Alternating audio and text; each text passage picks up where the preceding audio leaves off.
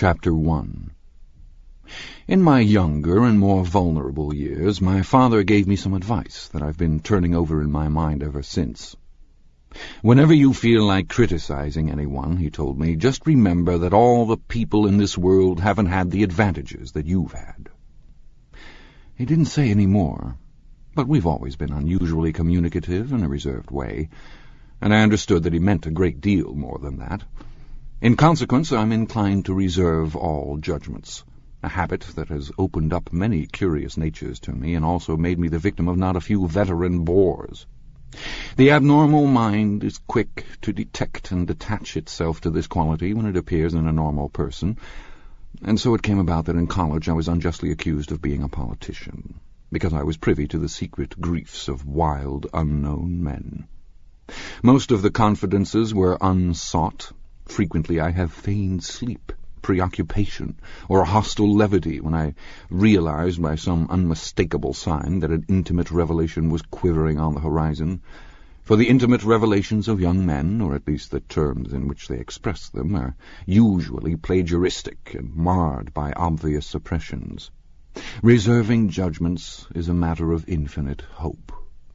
I am still a little afraid of missing something if I forget that, as my father snobbishly suggested, and I snobbishly repeat, a sense of the fundamental decencies is parcelled out unequally at birth.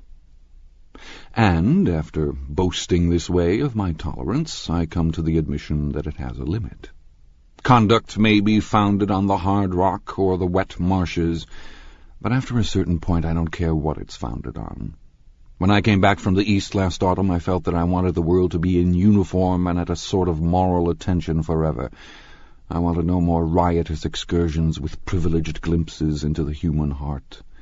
Only Gatsby, the man who gives his name to this book, was exempt from my reaction. Gatsby, who represented everything for which I have an unaffected scorn. If personality is an unbroken series of successful gestures, then there was something gorgeous about him, some heightened sensitivity to the promises of life, as if he were related to one of those intricate machines that register earthquakes 10,000 miles away. This responsiveness had nothing to do with that flabby impressionability which is dignified under the name of the creative temperament. It was an extraordinary gift for hope, a romantic readiness such as I have never found in any other person, and which it is not likely I shall ever find again. No, Gatsby turned out all right at the end. It is what preyed on Gatsby, what foul dust floated in the wake of his dreams that temporarily closed out my interest in the abortive sorrows and short-winded elations of men. My family have been prominent, well-to-do people in this middle western city for 3 generations. The Carraways are something of a clan, and we have a tradition that we're descended from the Dukes of Buccleuch, but the actual founder of my line was my grandfather's brother, who came here in 51, sent a substitute to the Civil War, and started the wholesale hardware business that my father carries on today. I never saw this great-uncle, but I'm supposed to look like him, with special reference to the rather hard-boiled painting that hangs in Father's office. I graduated from New Haven in 1915, just a quarter of a century after my father, and a little later I participated in that delayed Teutonic migration known as the Great War. I enjoyed the counter-raid so thoroughly that I came back restless. Instead of being the warm center of the world, the Middle West now seemed like the ragged edge of the universe, so I decided to go east and learn the bond business. Everybody I knew was in the bond business, so I supposed it could support one more single man. All my aunts and uncles talked it over as if they were choosing a prep school for me, and finally said, "Why, yes," with very grave, hesitant faces. Father agreed to finance me for a year, and after various delays I came east, permanently, I thought, in the spring of 22. The practical thing was to find rooms in the city, but it was a warm season, and I had just left a country of wide lawns and friendly trees, so when a young man at the office suggested that we take a house together in a commuting town, it sounded like a great idea.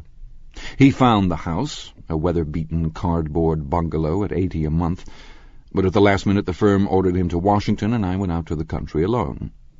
I had a dog, or at least I had him for a few days until he ran away, and an old Dodge, and a Finnish woman who made my bed and cooked breakfast and muttered Finnish wisdom to herself over the electric stove.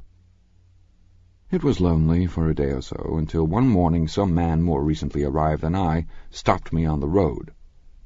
"How do you get to West Egg Village?" he asked helplessly.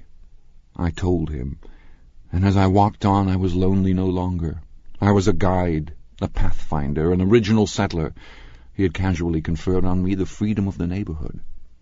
And so, with the sunshine and the great bursts of leaves growing on the trees just as things grow in fast movies, I had that familiar conviction that life was beginning over again with the summer.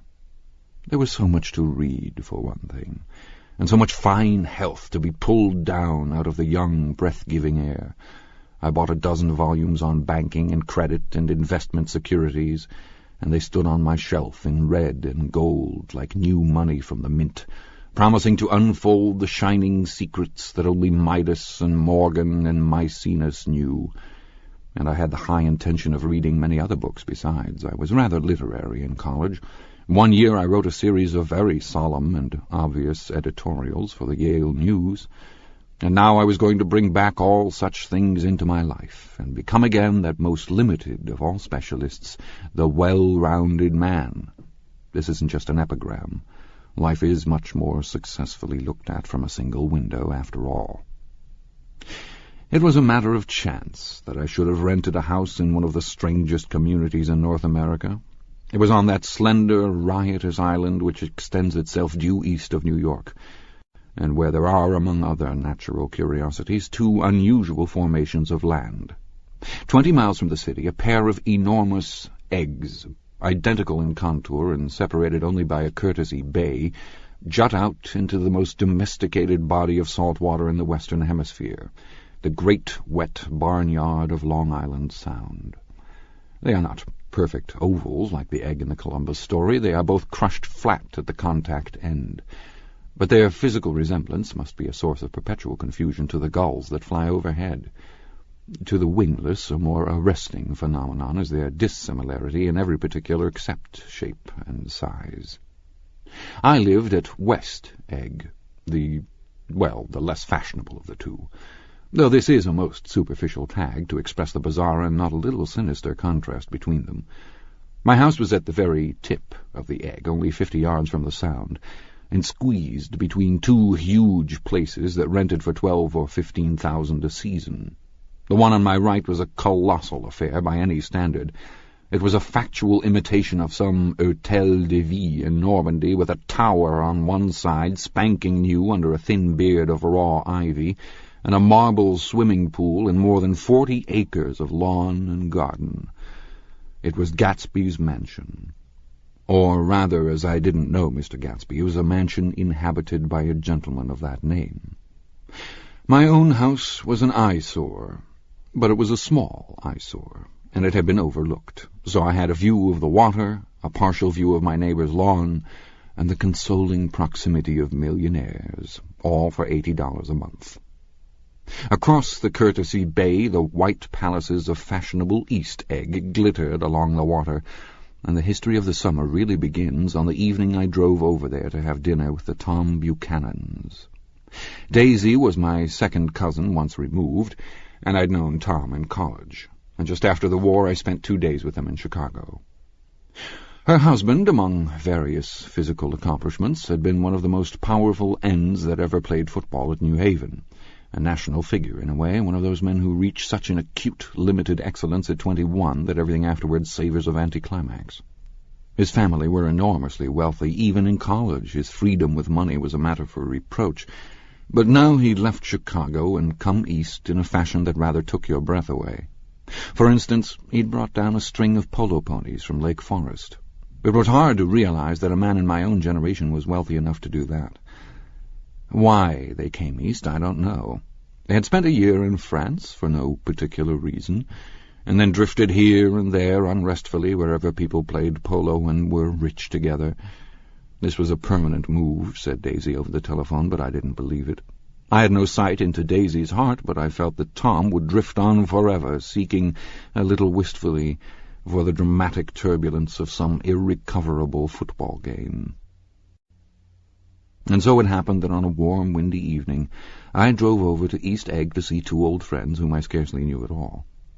Their house was even more elaborate than I expected, a cheerful red and white Georgian colonial mansion overlooking the bay. The lawn started at the beach and ran toward the front door for a quarter of a mile, jumping over sundials and brick walks and burning gardens. Finally, when it reached the house, drifting up the side in bright vines as though from the momentum of its run. The front was broken by a line of French windows, glowing now with reflected gold and wide open to the warm, windy evening, and Tom Buchanan in riding clothes was standing with his legs apart on the front porch. He had changed since his New Haven years. Now he was a sturdy, straw-haired man of 30 with a rather hard mouth and a supercilious manner. Two shining, arrogant eyes had established dominance over his face and gave him the appearance of always leaning aggressively forward. Not even the effeminate swank of his riding clothes could hide the enormous power of that body. He seemed to fill those glistening boots until he strained the top lacing, and you could see a great pack of muscle shifting when his shoulder moved under his thin coat. It was a body capable of enormous leverage, a cruel body.